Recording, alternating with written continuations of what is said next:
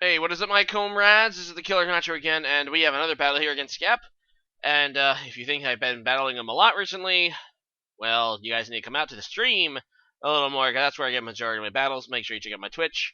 And yeah, so this is gonna be a no legends match, and yeah, that's interesting to say the least. Since at least that means we won't have to deal with the Tapu meta.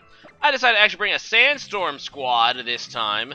Thinking, hey, it's a pretty good opportunity to, blast to the past of Gen 4. So, let's go ahead and lead with my good pal Hippowdon, a Pokemon I don't really use much anymore because, I find it annoying to try to, fit Sandstorm in. But this time I'm going to go ahead and give it a shot. And I'm also going to bring along Mega Garchomp, probably the game's worst Mega Evolution, but can actually shine in the Sandstorm. So, he's going to go ahead and lead with Salamence. He's going to go ahead and get that, that Dragon Dance right off the bat. And I'm like, well, Hippowdon has like a billion defense. So I'm hoping I can live this. And he ends up going and popping the Draconium Z. And I'm like, I don't know if I can take a +1 Z Outrage, if that's assuming what it is. I don't know. Hippowdon is like one of the biggest defensive Pokemon ever. So I'm like hoping. And I live with 20 HP. And I'm able to get off that Whirlwind to get rid of that Salamence. So it's going to phase it out. But unfortunately, it does leave Hippowdon at 20 HP. It's a really slow Pokemon, so I'm probably dead. I decided to switch it out anyway, though, because at the very least, I can switch it back in, like on a Death Fodder to set up the Sandstorm again. So it's going to go out into my Clefable, and the Scep makes a pretty darn good play. Going for the Gunk Shot there, and yeah, that was an excellent prediction. And as you can see, it's Life Orb Greninja, which is actually really scary for me because he can change up his move. But yeah, he's going to be able to hit my Clefable there right then, so that blows. Going to go to my Credilli now, and Credilli really does shine in the Sandstorm. It's one of my favorite Pokemon from ever. Really enjoy using it, especially in Gen 4. So I'm just going to go for the Earthquake. Unfortunately, he goes down to his Salamence, which obviously is going to be immune to that sort of thing. I don't have a Rock move on this thing, so I think I decided just to go for the Toxic on this Salamence. Just to get the residual damage and stuff, but he's going to go ahead and set up this Dragon Dance again, so that is potentially really, really dangerous. So at the very least, I'm getting some nice residual damage here on the Salamence, being that it's now being penetrated by the Sandstorm and the Toxic. It's about half dead, so I'm going to go ahead and switch. I go to my Scarm. Scarm is another really powerful physical defensive Pokemon, and luckily he goes for the Earthquake, which is not going to affect me, so that's pretty cool, and depending if he has, what move he has, may have Fire Fang or Fire Blast, but no, that's pretty cool, because he's not going to be able to do anything to me, because he's just going for the Dragon Claw. So I go for the Spike, so I figure, extra hazard should be able to help me out in this match, plus I don't think he can do much to me, and yeah, it ends up being awesome for me, because this Salamence is going to go ahead and die to its own, status and stuff this turn, and yeah, I'm just going to go ahead and go for that second layer of Spikes, get additional damage on his ground-based Pokemon, which is nice because I also have the Stealth Rocks up, so I am going to be getting some really, really, really nice damage and switch. And my Sandstorm did go away this turn, so that's kind of a thing. He's going to go into Gandigar now, his Gengar, and yeah, I decide, I believe, just to switch out, yes. I switch out into my Hippowdon, and I wanted to set up the Stealth Rocks again, the Sandstorm again. So, Sandstorm activates, and he is going to kill me with pretty much anything. I was also kind of, hoping the off chance he might go for a Thunderbolt. But oh well. My Hippowdon does go down. And, unfortunately for him, though, he doesn't have Life Orb, so he's trying to be taking some more damage to himself. So I'm going to go to my Alakazam, which is faster. This is, I believe, just a Life Orb Alakazam, so I'm just going to go for the Shadow Ball, going to get rid of Gandigar there. And down it goes. Now, he's going to go onto his Garchomp, which I'm kind of thinking, okay, it's going to be a Scarf Chomp. There's no way that he would bring, Mega Chomp. So he is not even using a Sandstorm team. But he ends up Mega Evolving, so we both ended up bringing Mega Garchomp, which is interesting.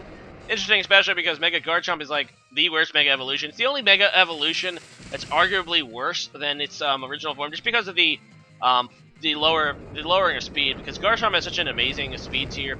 And when you Mega Evolve, it goes down to 92, which is really bad for OU. Obviously, it has a decent ability when it Mega Evolves, but it's really not worth a drop in speed. But it is a little bulky. So I do have Mega Garchomp, but knowing that he is slower, because he is Mega Garchomp and I'm regular Garchomp right now, I know I can just go ahead and kill him. So I make the pro play and not Mega Evolve right off the bat. knowing that it will, just be able to kill him. So in comes his Greninja again. I do not want to lose my Garchomp, so I'm going to go out into my Credilli and see if he predicts this and goes for like an Ice Beam. He goes for instead the Hydro Pump, so he does not predict this, since I get my Storm Drained ability off now. And yeah, he's not going to do anything to my Credilli, so he's going to go for the Grass Knot though. Interesting play. Credilli has a ton of special defense in the Sandstorm, so he's not going to be able to do much with that, and I just go for the Toxic. I think I was predicting a switch maybe, but he ends up staying in, and now he's Toxic Poison, so that's pretty cool. Anyway, we're going to go to munch on my leftovers as he just slowly dies. He does have one more turn left, so he's going to go ahead and Gunk Shot me. This is neutral because Rock does resist poison. So, yeah, it's neutral. Ends up doing a lot of damage, though. Credilli is not as impressive in physical defense as it is in special defense. I tried to go for the Giga Drain. I probably should have just recovered, so that was a bit of a misplay for me. Anyway, in comes Staraptor, and we don't know what kind of set this is going to be quite yet. It could be a Scarf set, it could be a Choice Band set. It could, I mean, it's not Intimidate, so it's either Scarf or Banded. And he ends up going for the Brave Bird. They're just going to go ahead and kill Credilli. I knew I had to sack something. And Credilli has limited uses, but it's nice to use Credilli again, damn it. I really like Credilli. Anyway, so the Sandstorm is going to subside yet again, and now I'm not going to be able to set it back up again, so my Mega Garchomp, well, has limited uses. So, anyway, I'm going to go to my Scarm. He goes into his Darmanitan, which was sitting there in the back. Gets that Stealth Rock damage off. I go for the Roost, and looking back, I'm like, okay, well, at least this is going to activate Sturdy. I really have to hope that I can kill this thing with a Brave Bird, which I should be able to do after the Flare Blitz recoil. So I'm going to survive with 1 HP. And as long as he doesn't... Well, he can't burn me because he has Sheer Force. So, yeah, I should be able to kill this thing with a Brave Bird. So I'm going to be able to kill this. And unfortunately, that does mean that my Scarm is going down. So I leave myself in a pretty good position because a Scarf Staraptor cannot kill Mega Garchomp in one hit. If he's banded, he needs a crit with a Scarf. Sorry, if he's banded, he needs a crit if he's Jolly. And if he's Adamant Staraptor, then I just outspeed him because I'm Jolly Mega Garchomp. So I'm just going to go ahead and Mega Evolve now. And yeah, we're going to see what kind of this is. He does outspeed me, so he's either Scarf or Jolly banded.